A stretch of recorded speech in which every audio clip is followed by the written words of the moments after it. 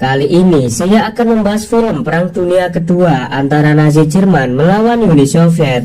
Setelah kekalahan memalukan di Stalingrad, rupanya membuat Adolf Hitler sangat murka. Pasukan Jerman mengerahkan ribuan tank untuk menggempur Uni Soviet, sehingga terjadilah pertempuran tank terbesar yang tercatat dalam sejarah. Lalu bagaimana cara Soviet menggagalkan serangan besar-besaran Jerman? Silakan ambil posisi santai dan dengarkan baik-baik film Liberation episode pertama. Film dimulai dengan memperlihatkan pemimpin Jerman yaitu Adolf Hitler sedang melihat uji kemampuan tank terbaru di sebuah lapangan tembak. Setelah tembakan, sang Führer menghampiri tank Tiger. Adolf Hitler nampak kecewa karena tank buatan bangsanya masih bisa ditembus oleh tembakan tank T-34 milik Uni Soviet.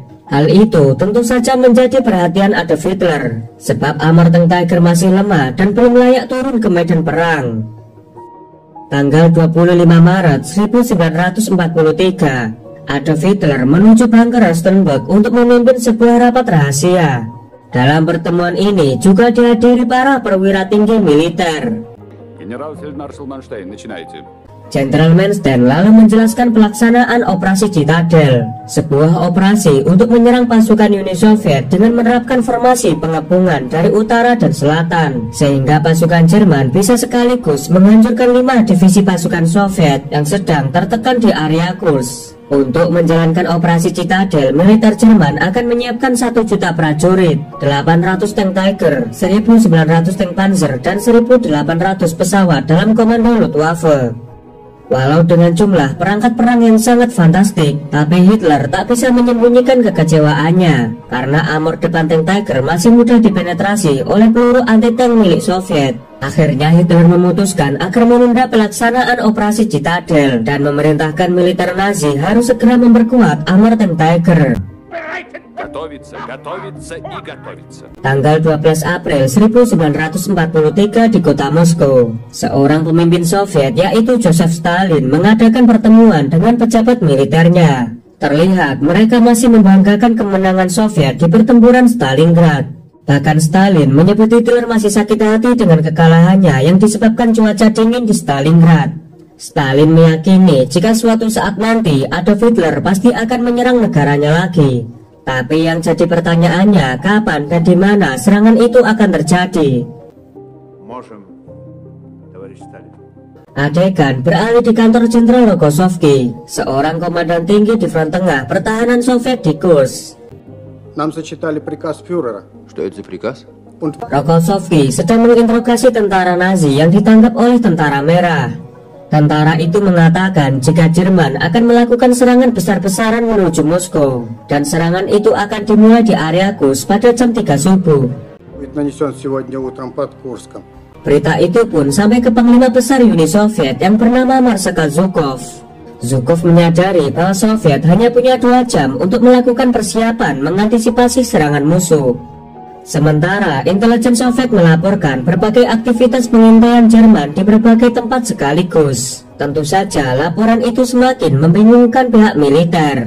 Zhukov yang tak mau mengambil resiko mempercayai tentara Jerman. Командующий артиллерией.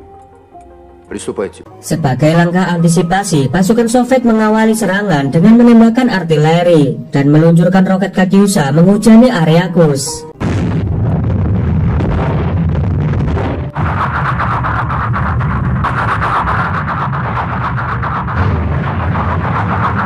Sedangkan di pinggiran Kursk, Letnan Kolonel Lugin tidak memberi peringatan kepada bawahannya jika mereka harus segera bersiap-siap untuk menghadapi serangan tank-tank Jerman.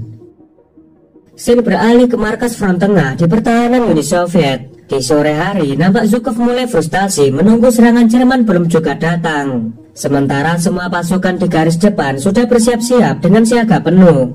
Kemudian ia menelpon Jenderal Vatutin yang memimpin area Voronezh. Namun Vasilevsky melaporkan jika belum ada pergerakan musuh. Situasi ini membuat Jenderal Vatutin resah menghadapi keheningan yang mencurigakan. Lalu Vatutin memerintahkan anak buahnya menghubungi Jenderal Katukov yang mengomandoi divisi tank pertama Soviet untuk bersiap dengan serangan Jerman. Namun saat ini Katukov malah asik mancing di sebuah danau. Setelah mendapat perintah, Katukov segera mempersiapkan semua kru serta tanknya yang kebanyakan didominasi jenis tank T-3485. Marш ко взводу! Слушаюсь! Di sisi lain, Kolonel Jenderal Walter menemui Jenderal von Kluge untuk melaporkan jika penyerangan menuju ke Soviet sudah kehilangan momen kejutan. Hal itu disebabkan bocornya informasi dan serangan artileri Soviet yang telah menghancurkan alat komunikasi. Ditambah lagi, ternyata Hitler tidak diberitahu mengenai serangan artileri Soviet yang telah menewaskan ratusan infanteri di garis depan. Walter menyarankan supaya operasi Citadel sebaiknya ditunda. Tapi von Kluge tetap bersikeras jika operasi ini harus tetap dilaksanakan demi nama besar Nazi. Mendapat perintah itu, mau gak mau, Walter menjalankan operasi Citadel. Действуйте.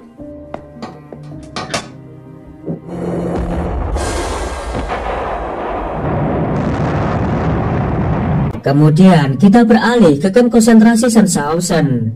Ternyata ada sebuah fakta menarik di sini. Salah satu tawanan perang merupakan anak dari Joseph Stalin yang bernama Yakov. А теперь? Мне поручено передать. Lalu pimpinan memberitahu perintah rahasia dari Hitler bahwa Nazi akan menjadikan Yakov sebagai sandera untuk ditukarkan dengan Jenderal Paulus yang ditawan oleh Soviet setelah kekalahan Jerman di Stalingrad. Tapi dengan tegas Yakov menolak bekerja sama dengan musuh meski diancam akan ditembak mati. Вас расстреляют. Tepat pada tanggal 5 Juli jam 5.30 pagi, akhirnya Nazi Jerman memulai operasi Citadel. Jerman mengawali serangan dengan pesawat Stuka bermanuver bebas di langit, menghujani ratusan bom ke garis depan pasukan Soviet.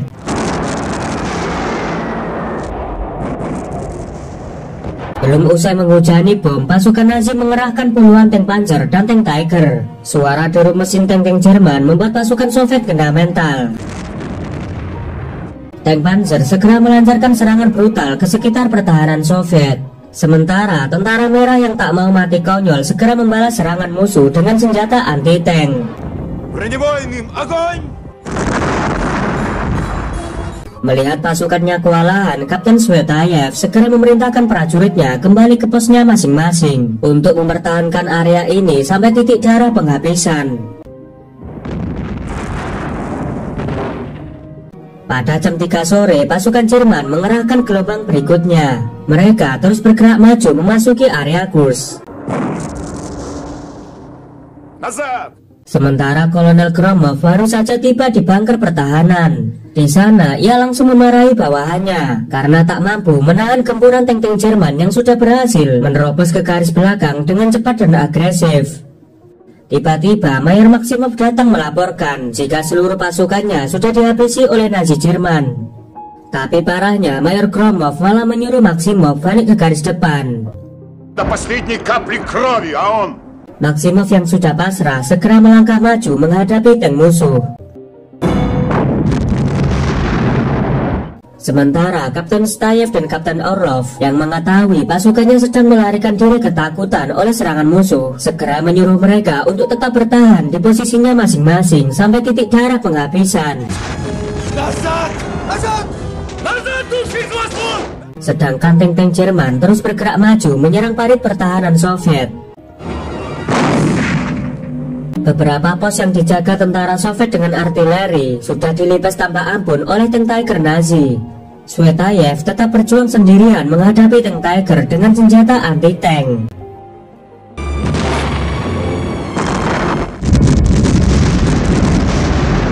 Di Moskow, Jenderal Antonov memberi info pada Stalin jika Nazi ingin melakukan pertukaran sandera antara Jenderal Paulus dengan Yakov, yaitu putra kandung Stalin.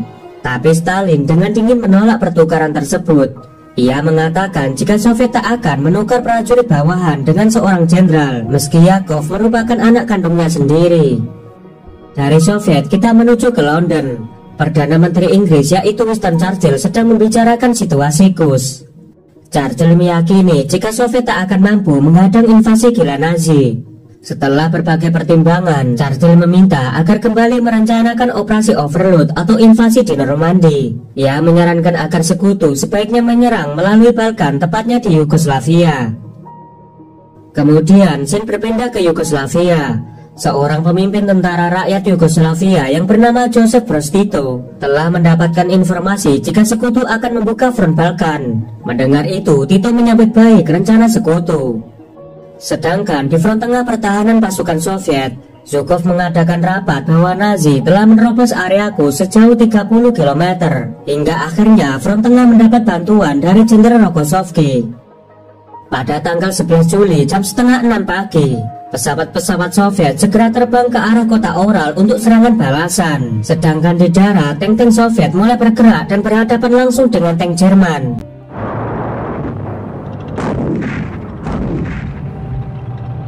Tapi dalam pertempuran ini, pasukan Soviet berhasil memberikan perlawanan sengit.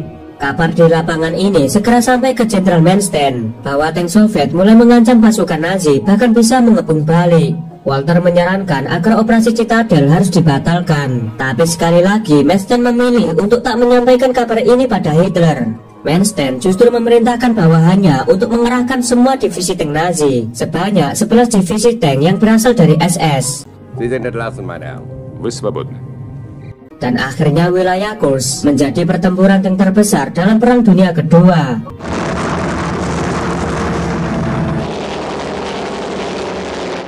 Sementara di angkasa juga terjadi pertempuran antara Luftwaffe melawan pasukan udara Soviet.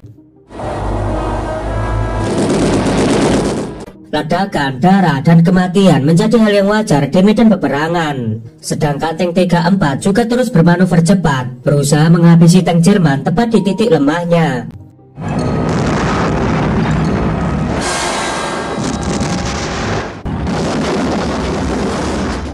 Tapi tank Tiger Jerman tak akan mudah ditaklukkan oleh kelincahan tank 34. Walau begitu, tank yang dikomandoi oleh Vasilev terus menggebrak maju di tengah kerumunan tank Tiger Jerman.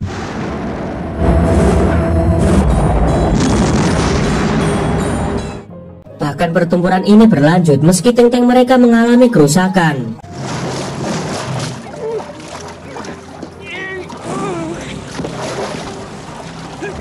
Vatutin yang mengetahui korban pertempuran ini semakin bertambah, segera meminta atasannya yaitu Vasilevsky untuk mengirim bantuan dari divisi tank cadangan yang berada di markas. Stalin akhirnya memberikan bala bantuan melalui divisi tank kelima.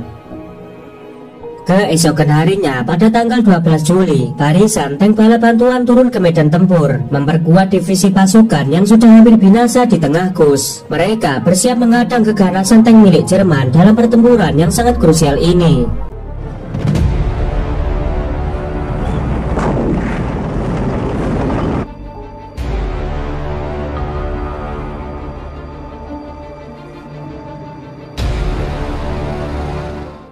Salah satu komandan SS melaporkan pada Jenderal Manstein jika divisi tanknya telah mengalami kekalahan yang memalukan. Jenderal Manstein memerintahkan kepada seluruh pasukan Nazi untuk tetap bertahan dari serangan balik pasukan Soviet.